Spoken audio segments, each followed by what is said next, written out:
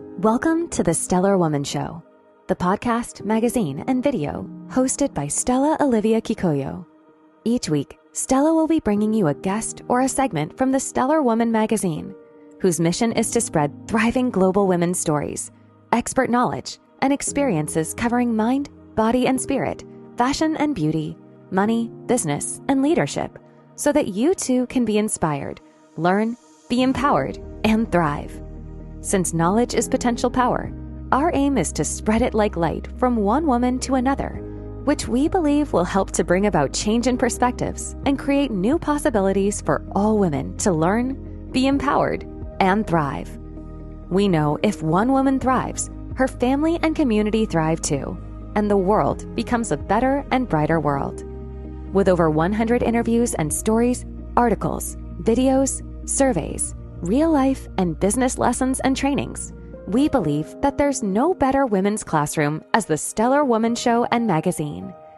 Stella and her guests will be exploring how they started, the dreams realized and unrealized, aspirations, the steps taken, the challenges, failures, lessons learned, decision-making process, and what made them successful, and the stellar woman that they are. For more information, check out the website, www.stellarwomanmag.com.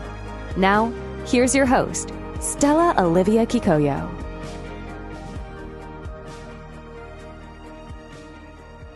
Hello. Thank you for being with us today. My name is Stella Olivia Kikoyo, and I'm the editor-in-chief of Stellar Woman Magazine.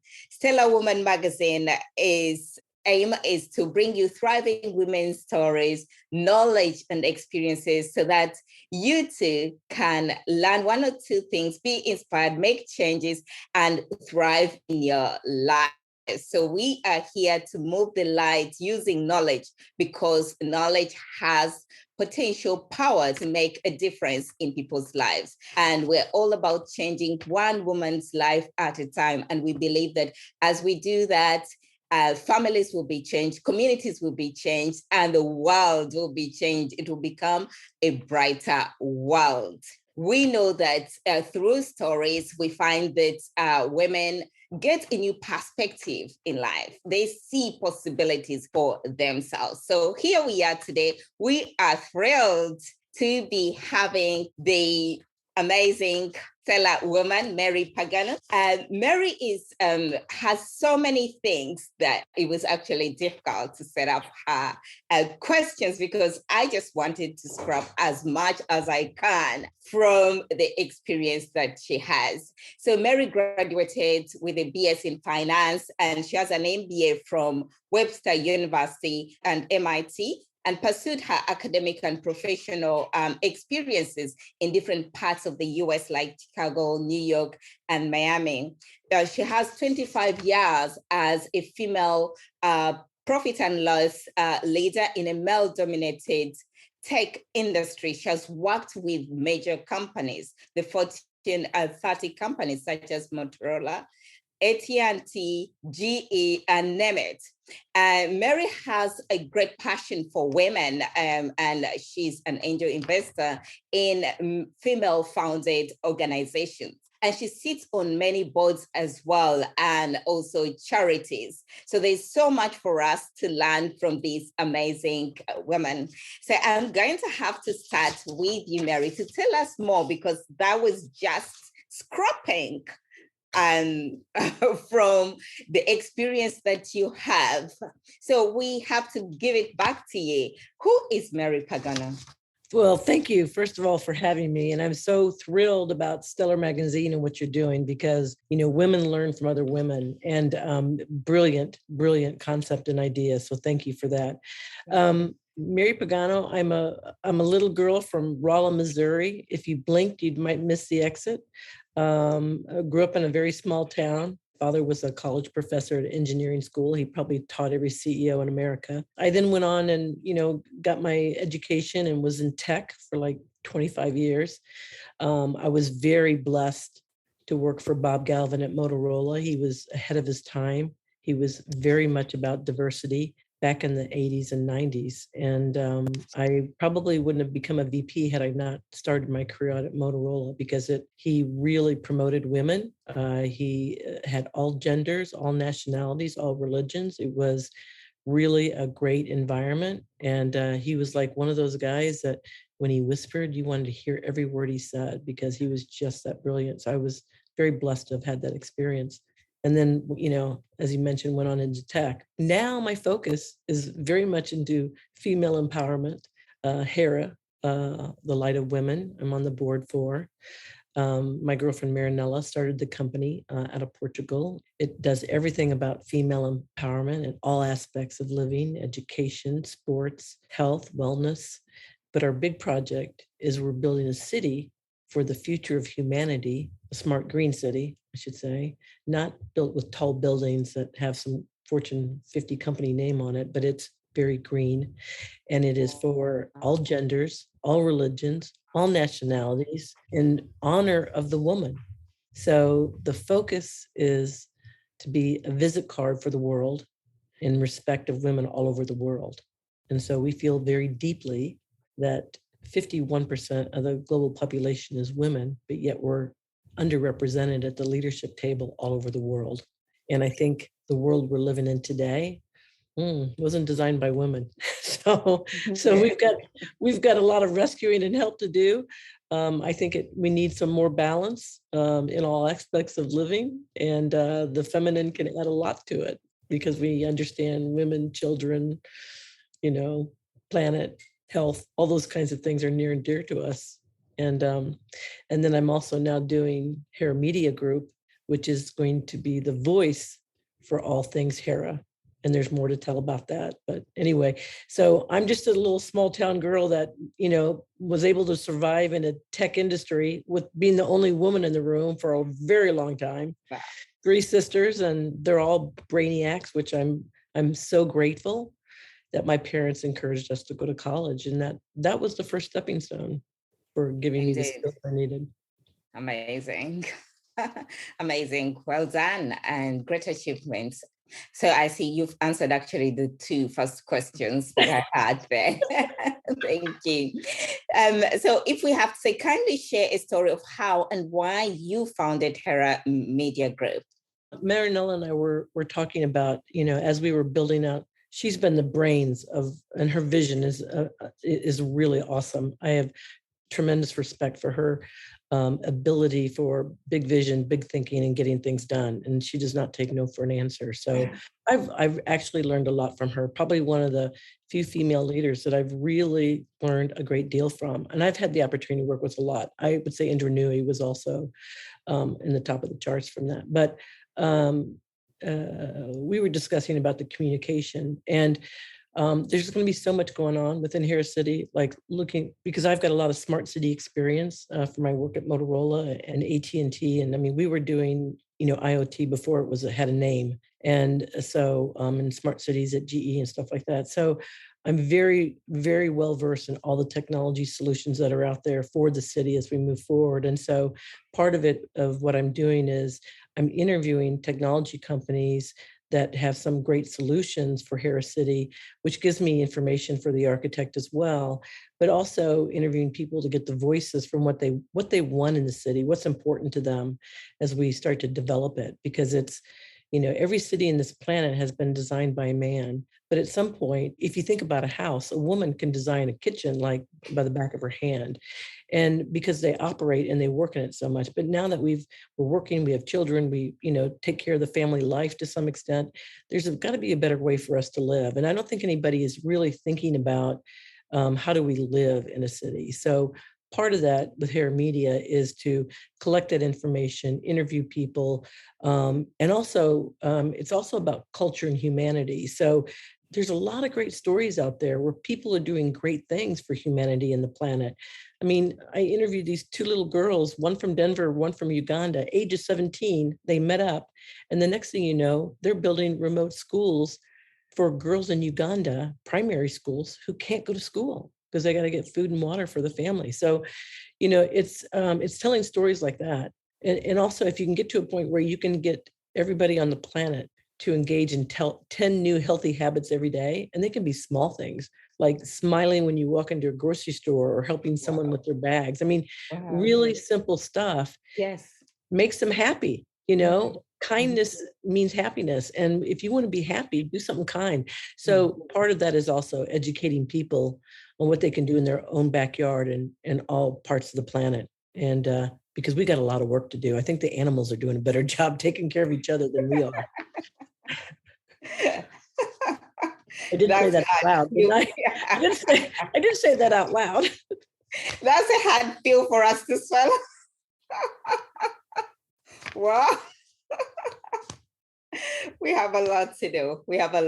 But that's amazing work, that imagination. I was trying to think about both of you and thinking about your imagination and the fact that you're taking it and putting it into action.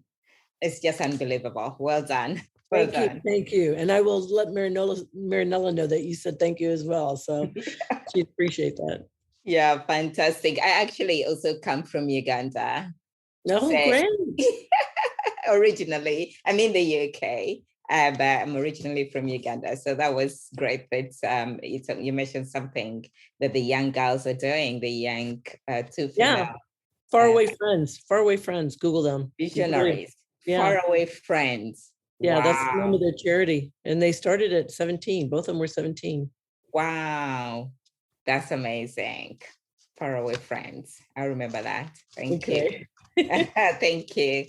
Okay. So what services do you actually offer in Hera Media Group?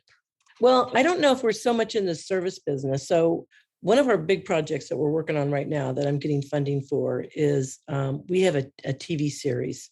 We have a script and some books and opportunity to make some games in it as well. So I'm in the throes of getting funding for that's a TV series project. And as you can imagine, it's in the 100 million range, right?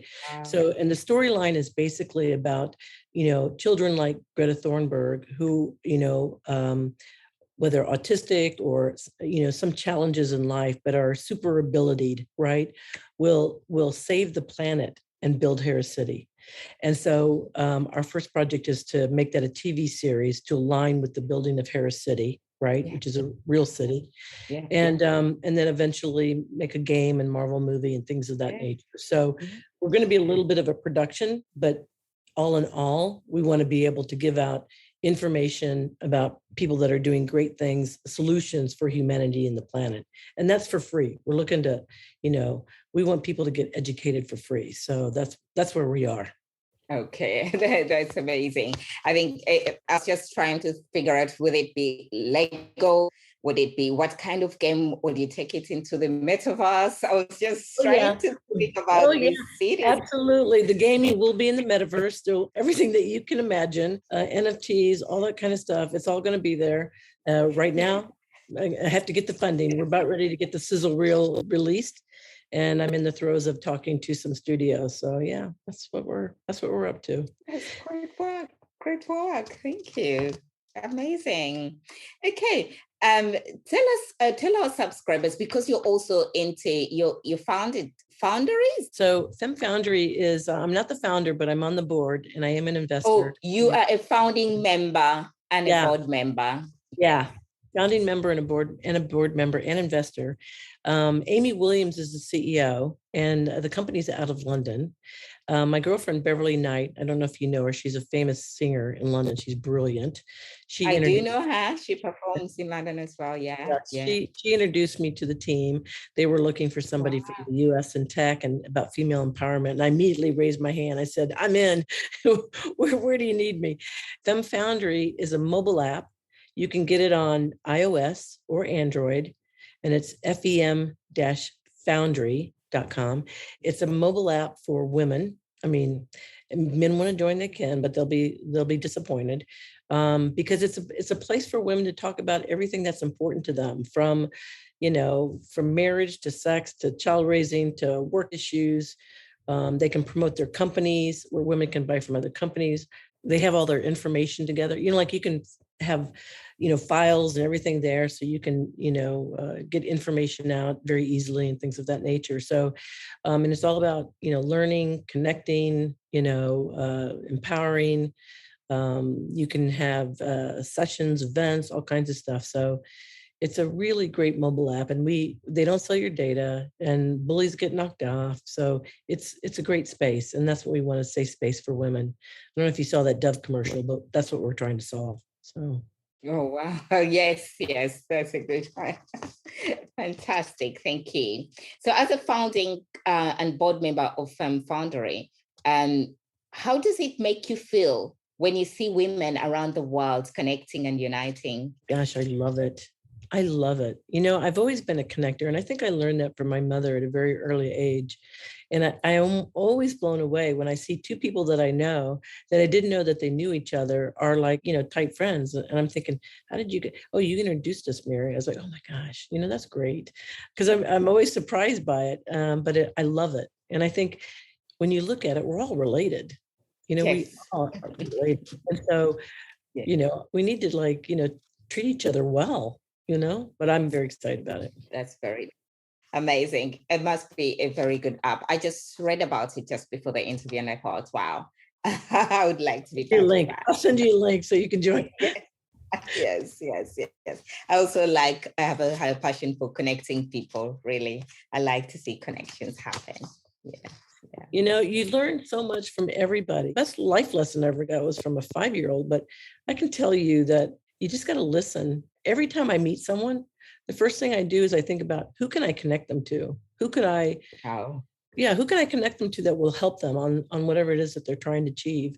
And I think, it's networking is really important in your life, not just inside your company, but all over the place. And even in places that, you don't even think you're interested in, because you never know. And it's about being in the creative flow. And for people to create their happiness, it's about doing the things that you love. Amazing. Say, you are so passionate about empowering and uplifting other women. What does this mean to you? Oh gosh, it's really huge. I think because of all the razor blade cuts I got from working in tech as a woman, being discredited, not, I'd say something in a meeting, nobody heard it. A man would repeat it, 10 minutes later, it was the best idea that they ever heard of. And I just had so much of that. It was exhausting. And I was always given, the opportunities that were least likely to succeed. And I made them successful. So, I can even sense I felt it when I was like in the 3rd grade, trying to play football in the backyard, that I was a girl. I couldn't, do certain things. And I really struggled with the fact that I couldn't do the same thing that guys did. I think I had that all my life. But then it was after my divorce that I had my real wake-up call, and I thought, man, I just, whatever I can do to impact the lives of women and children around the world, that's what I want to do. And I held that, that was back in 2000, actually. And so then I always mentored women, and I always had 50% of my team were women. That was a must. And I did it with my managers as well. And so, but, I couldn't devote the amount of time that I'm doing now, just because of, I had to cover my cost. And so that was a lot of where my focus was, but all I knew was tech. So it was a comfortable place for me to be after you do it for a while, right? So sometimes making major changes, it can be a big shift. But I can tell you that if you follow your heart, if you follow your passion, if you follow things that really interest you, you can't go wrong, because everything that you've learned in your past will help you in the future. So don't ever think that whatever you do is a waste of time, even if you hate it, because you learn from bad bosses. You learn from everything. And bringing technology today, you are in technology at the point when I don't think how many women would have been in technology. And you see, even still, there's so much energy into bringing women into technology. And so it's really important that you continue doing the work that you do. Yes, yes. The thing is that I started technology to the point that we did so many custom solutions, like we built out the FedEx data network, right? Cellular infrastructure. We created things that today are getting consumerized. It's like all those industrial complex systems are now being consumerized. So it's like it's all come to fruition. I remember in the 80s, we saw somebody holding an iPad doing a video conversation with PowerPoint slides. That was back in the 80s. Wow. So the vision was already created. And that's why creating vision, strategy, those things are critically important. And it starts with your voice, then you write it down, and then you start taking baby steps. And before you know it, it's there. Wow. An iPad. It's up late in the 80s. Yeah, exactly. Yeah. So what is success to you? Gosh, I think at one point in my career, I would have probably said it was a few projects that I did, like that was success. But now today, I look at success as the human being that I'm becoming and the happiness that I'm creating for myself. Wow. And I can say that when you give back, when you help others, when you give service to others, and watch, my tears will start to flow. When you give service to others, everything comes back to you. And the gifts are so big that money can't even compare.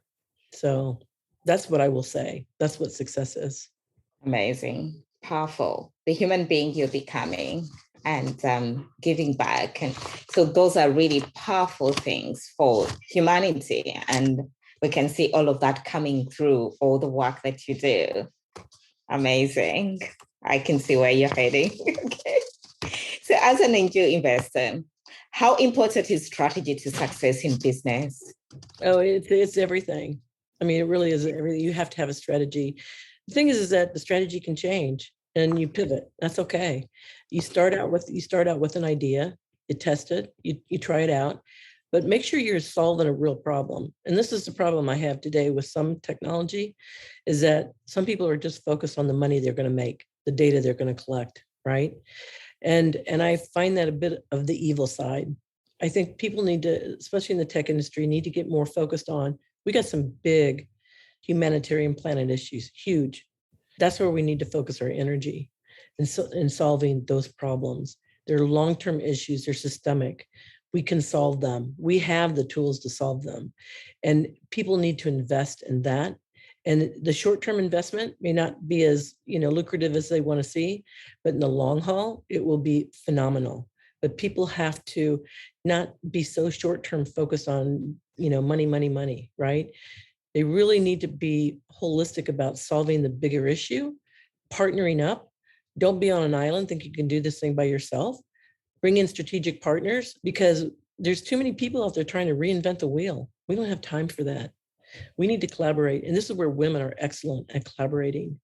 So I would say that that's really important, and to have that strategy. And it can change from one week to the next week. That's okay. Okay, great. Thank you for that. So we can change our strategy. We can pivot. Yes. Yeah. But partnering and collaborations. Okay. Yeah, it really is. But this is an asset for women. And I wish the male community would see this a bit more instead of being threatened, right? Because women don't want to take over the world. We have no intention of that. We really don't care. We just want to be part of the decision-making because they're affecting our lives and our health and everything else that goes with it. And I've actually had young women tell me that they don't even want to raise children right now. They don't even want to have babies. And for me, that's a sad thing to hear, right? I know. So it's it is really sad. Yeah. Lots of them don't want to go into that area now. Yeah, exactly. The holistic approach that you're talking about. Could I just ask, as you go into venturing this mission, what is the feedback? How are people receiving this? I remember one particular situation very early in the stage. Miranola and I were in Colombia, and we met with this famous celebrity in Latin America. I didn't know her because I just don't keep up with all the celebrities around the world, but She was actually in her 90s, beautiful woman. Oh my gosh, I was like, oh, she's breathtaking. And I was telling her about Hera and what we were up to. And right before we left, she grabbed both my arms and she started to cry.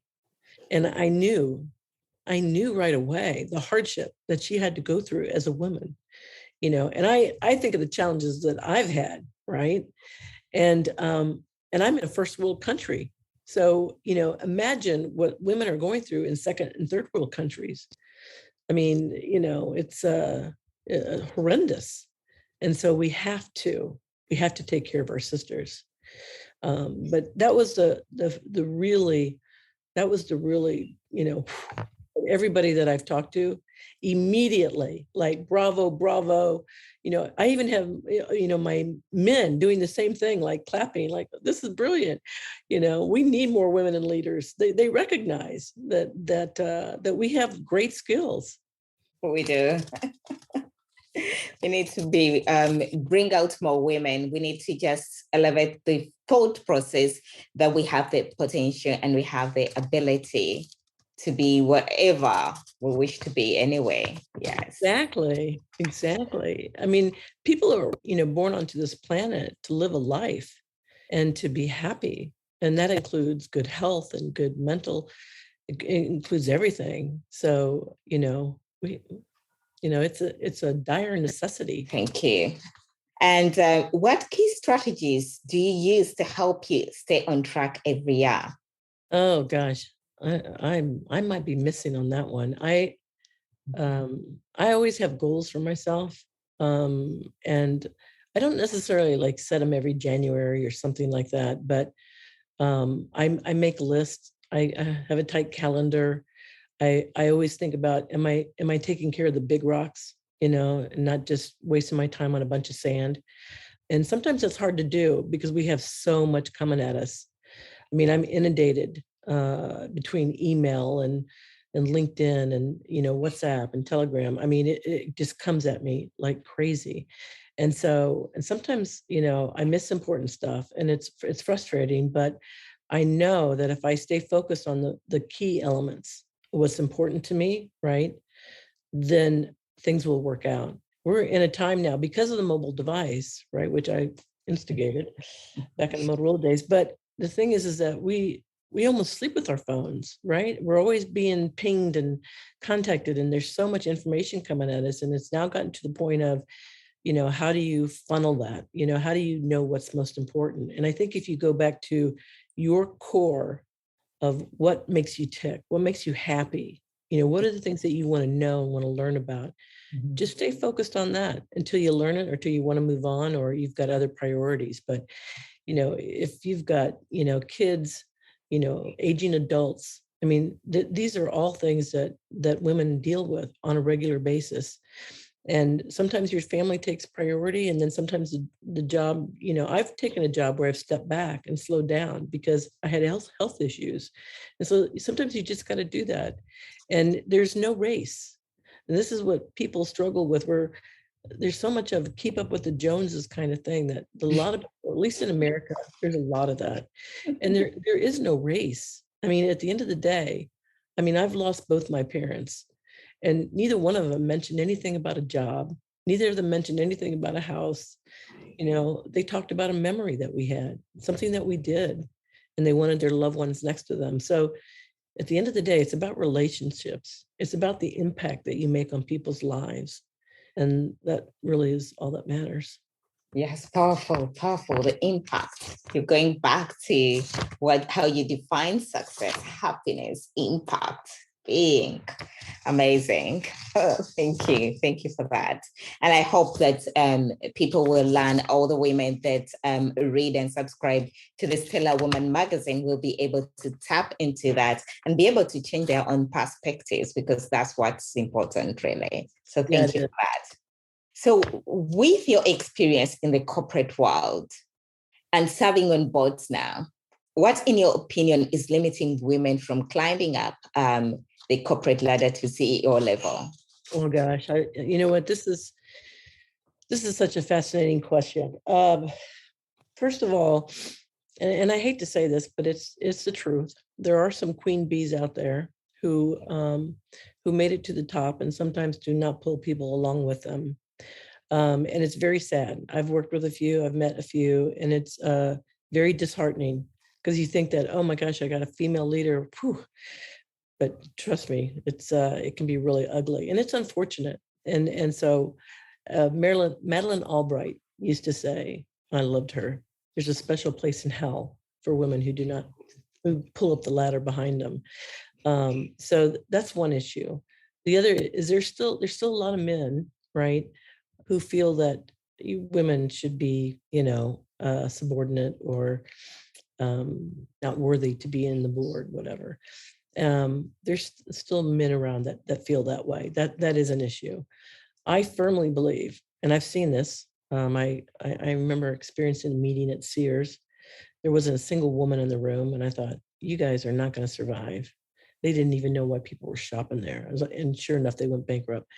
So, and Peter Drucker said this like back in the 80s, if you don't have women in your organization because they're doing all the spending, then you're going to miss out. And it's so true. Women they know how to take care of customers. They know what's important. They know how people want to be treated. And so boards need to have women. They don't have them, they're going to lose out. Indeed. Thank you for that. Thank you. What can women do to ensure that they get the right investors? Oh, how they get the right investors. That's a really tough challenge. I'm going through that. I know a number of women who are going through that. It is a tough issue. There's a lot of aggregators out there. They all want to make money on women to help them get ready to find money. And they act like they have money, but they don't have money. And so I find that very dishonest to some extent. I think we need to do a better job in categorizing angels, VCs, things of that nature, so people can get connected better. It's almost like a dart throwing contest, because, sometimes some people might have money and could care less about where it goes, but then you've got people who want to invest in like just impact stuff, or you've got people that are just looking for, like high tech, and they're sometimes difficult to find the right angel, the investor or VC or whatever. And it is, as you know, well, you may not know, but only 1% of all funding goes to women, which is pathetic. Beyond pathetic. Yeah. And to any of the wealthy women out there who are investing, they need to be very focused in supporting female organizations. Yeah. Wow. That must be, that's a mission that needs to be embarked on. I hope there are several people embarking on that. Yeah, there was an event that happened in US. I can't remember what company it was, but this board member was talking about, oh yeah, I love women. I hire women all the time. They're cheap and they work hard. I almost fell out of my seat. I think he was thrown off the board the next day, but that's just, women are hard workers and they're very successful. They get it done, but they need to be paid the same. And that's still a huge issue. Yeah. I really get, I always don't know why that happens. The fact that when we go to school, we spend the same amount of money, we spend the same amount of time, we get the same marks, we're not graded differently, and then we come out to the working world and then things change. You have to get less. And I ask why? Because there's so many men. They feel comfortable. They feel comfortable with each other. And I was on the front line as a VP of sales, being the only woman. The GM likes to cuss. If you didn't make your numbers, if you misplan, they want to cuss and scream, and they don't feel comfortable doing that with a woman. I think that was a little bit of it that I saw, right? Or they would go to, bars and things like that, and didn't feel comfortable with a woman where they could let their hair down. So they don't want to let go of. That is it. Okay, great. Thank you. So you're a co-chair for Cystic, is it? Fibrosis Foundation? Yeah, I did that when I was in Chicago. I'm no longer doing it now, but when I lived in Chicago working for Motorola, what a great organization. I got to tell you, I was there for a couple of years. We raised $500,000 in one event, and I learned a really valuable lesson, an easy way to make fundraising events. And, that was, I had like 50 members on my committee. And for me, I said, all you got to do is one thing. just one thing. And everybody wants to be part of something, but everybody doesn't have, bandwidth to volunteer all the time. They want to, but they're afraid to because they've got so many commitments with work and family.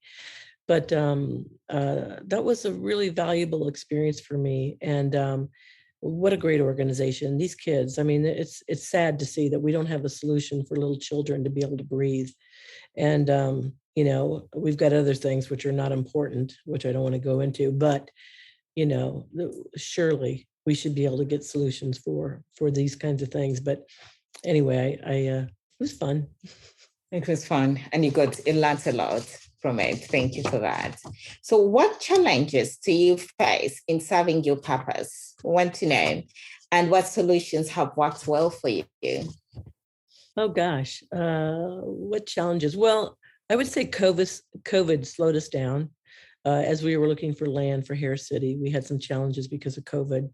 But I have to say, Zoom saved my life. I was in a lot of networking groups, and I highly recommend people to be in as many networking groups as you can. You never know who you meet that, might be valuable to the mission that you're on, or how you can help them, or find something that really tugs at your heart. And so I did a lot of Zoom meetings. I must have, during COVID, I think I met like 4 to 6 people every day. Wow. And it was extremely valuable. And I've made a lot of friends. I would say that was probably my biggest challenge before. Now I'd probably say a little fundraising right now, right? So getting investors. Okay. Yeah, for the film. For the film, yes, the big project. I look forward to that. Yeah, I look forward to that. It's going to be amazing. Is it going to be, I've read somewhere, I don't know where I found out, the Hera City, where is it? Is it somewhere in Africa? Yeah, we're working with Morocco. Okay. Yeah. The shooting will be there as well. Don't know yet. Okay. I got people saying Morocco, and then people saying LA. So some people saying Portugal. So I don't know yet. You don't know yet. Okay, we look forward to that. Yeah. So have you failed at anything before? I failed a lot of times. I remember one time I was a kid. I was in swim team. I was training for the Olympics. And I was swimming with this woman from Brazil who'd been before. And I had to swim a mile. I was like, oh my God, that's like a 15-minute, 20-minute swim. I missed the cutoffs by a tenth of a second. So that was my first big failure as a child. And that was really hard for me. Yeah. But then I would say my next one was when I was working at one of the large companies. I'll hold their name back. But there was a gentleman that, was threatened by me, and he would bully me. And I didn't think much of it because he wasn't in the same group, and he was kind of in another organization, and he was, not the same level. He was a lower level. So I didn't think him so much as a threat, but he ended up sabotaging my career big time. And now when I look back on it, I should have made a bigger effort to work on the relationship, right? Mm-hmm. But I think I was just so busy with the task at hand. I mean, I was building a team, and I was commuting from Chicago to New York. So I didn't really I didn't have as much time to build relationships sometimes. And that one really burned me. And it was a really tough lesson for me, actually. But I've always thought of doing the right thing for the people that work for me, and the right thing for the company, and driving the revenue, right? I mean, I grew that business to $1 billion. But at the end of the day, corporate America can be very nasty. And I've seen the worst. I've seen the worst of it. You try to manage all the landmines, but sometimes you miss one. You do. Yeah, you do. So how were you able to get over it? I finally left the company. You left the company. Yeah. And, the thing is that sometimes there's bad bosses. Sometimes there's bad leadership. Sometimes there's just an environment that's toxic. Yes. And you have to take yourself out of it. It's okay to take a different job. It's okay to go do something else.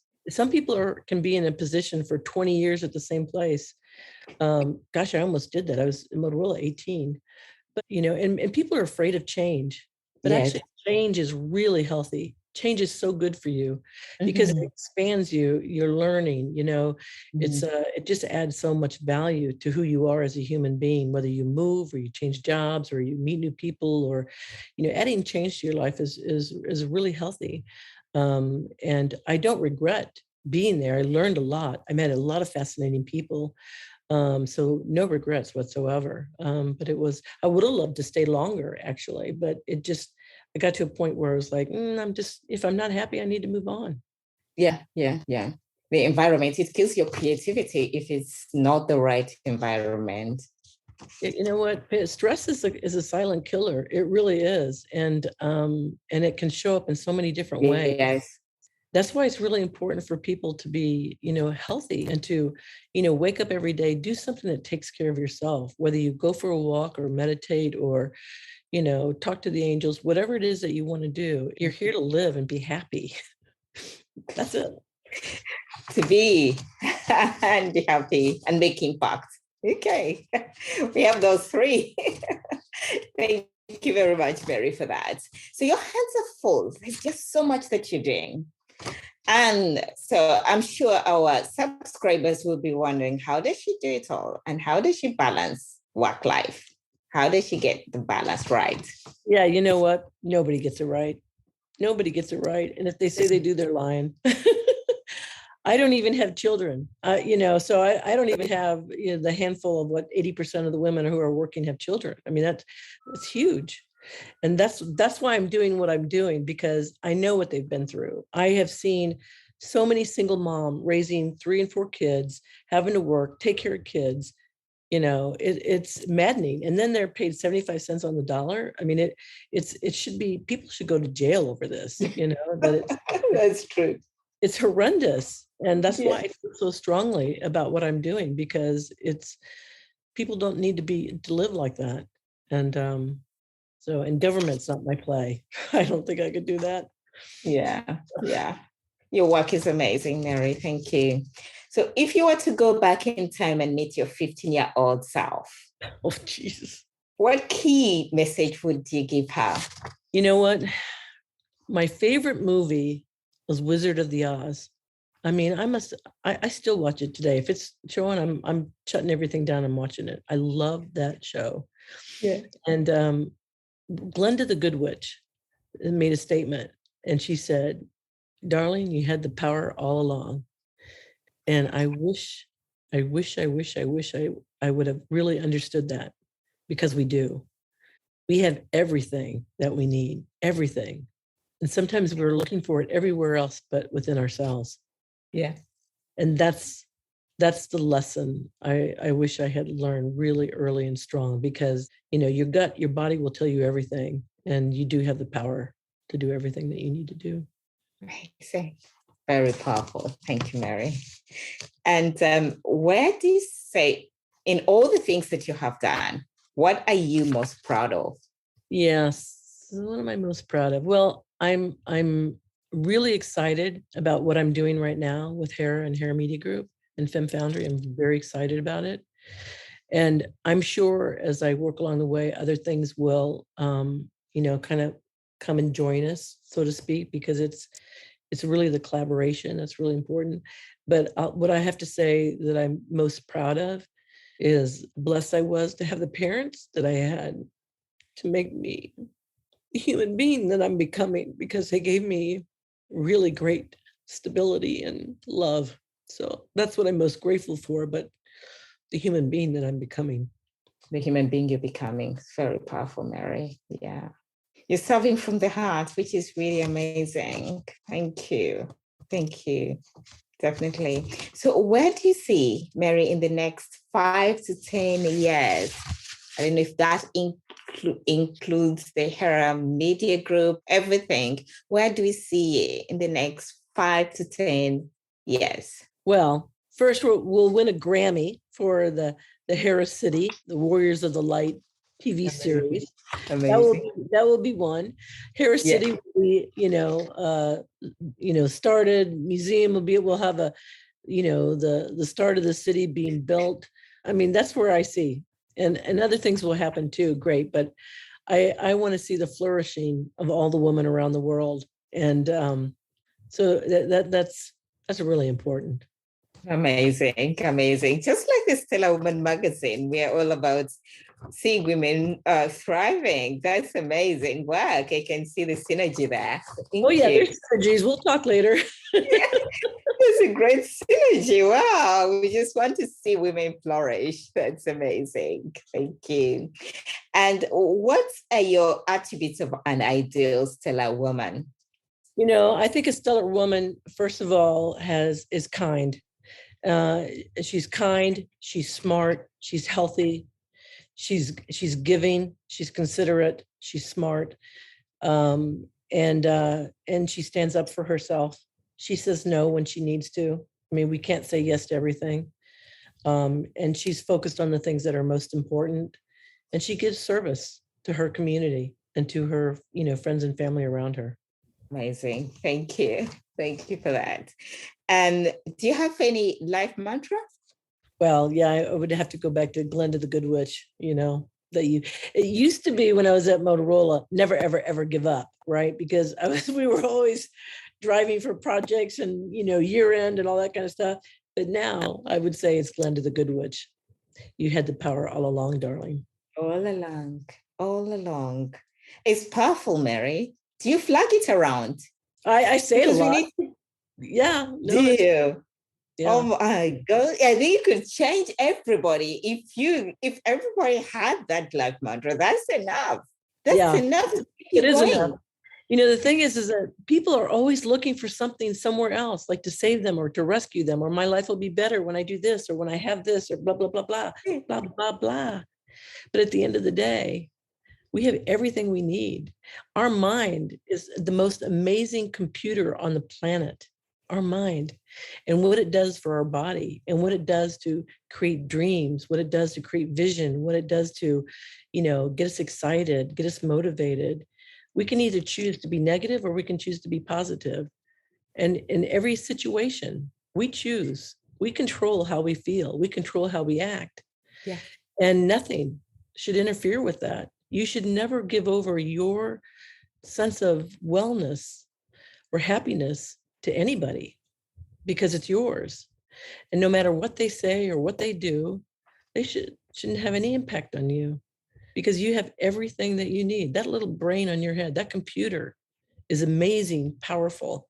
They're still trying to figure out how to get AI to do everything that we're doing. The emotional intelligence is huge. And that's what women have. And that's exactly what the world needs right now because we're destroying it. So you got it. Yeah. Amazing. Thank you very much. And now our last question is, please leave a challenge for our stellar women readers to help them to focus on their strategies for success in 2022 and beyond. I love that. Okay, so here's the challenge I'm going to give them. Be happy and be kind. Be happy and be kind, because when you're kind, they're kind of both in the same. If you're kind and you're always kind to others and you're helpful, you will be happy. And once you have kindness and happiness down, then you feel good about anything that you want to take on. Everything is easy. Everything is easy. And quite frankly, we're here to live and be happy. So be kind, just that simple. Amazing. That was amazing. Thank you so much, Mary. Thank you for your time. Thank you for your contribution. Thank you for sharing your lovely story and your mission, your purpose with us. It has been amazing. I've just benefited a lot, and I'm sure all our subscribers, all the readers, all the viewers are going to learn a lot from you. So be kind and just be happy. The moment you're kind, you're going to be happy. And that's success. That's what we're here to do. Amazing, Mary. Thank you so much. Thank you. Welcome. You're welcome. I enjoyed it. Thank you for joining us on the Stellar Woman magazine and show's mission to spread thriving women's stories, knowledge, and experiences so that you too can learn one or two things, be inspired, empowered to change, and thrive. We change one woman at a time. This, we believe, will help to make the world a better and brighter world. I hope today's episode inspired you to change perspective, see new possibilities, and take action so that you can become the stellar woman that you would like to be. If you enjoyed this episode, make sure to go to the Stellar Woman Show and magazine website for transcripts and more. Also, please remember to subscribe, review, and share with others, and follow us on all social media platforms. Have a great day. We look forward to catching up with you on the next episode.